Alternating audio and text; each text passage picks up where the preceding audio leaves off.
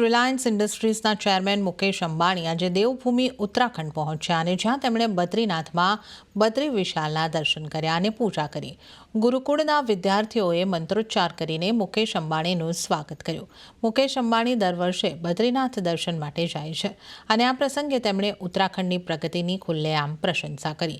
તેમણે કહ્યું કે દર વર્ષે દેવભૂમિમાં આવે છે તે તેમના માટે સૌભાગ્યની વાત છે. ये देवभूमि में वापस आने का मौका मिला और बद्रीनाथ भगवान के दर्शन हुए। इसका मैं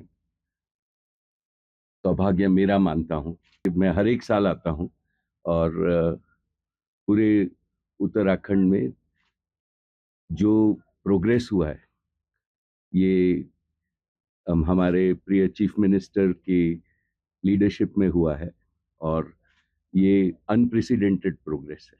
चीफ मिनिस्टर धामी के अंडर ये ऐतिहासिक है और ये मैं अगले 30 साल से आ रहा हूँ यहाँ और ये जो मैंने लास्ट जितना काम हुआ है ये बहुत बहुत उत्तराखंड को आगे लेकर जाएगा। जो आज हुआ है वो अगले 10 साल में बहुत लोग आएंगे और पूरे स्टेट की प्रगति होगी।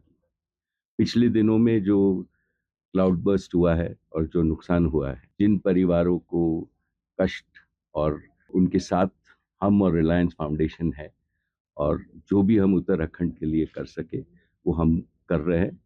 मेरी सभी परिवारों से उनके लिए सद्भावना। और अभी दिवाली अगले हफ्ते ही आ रही है और मेरी तरफ से सभी उत्तराखंड वासियों को बहुत बहुत शुभकामनाएं।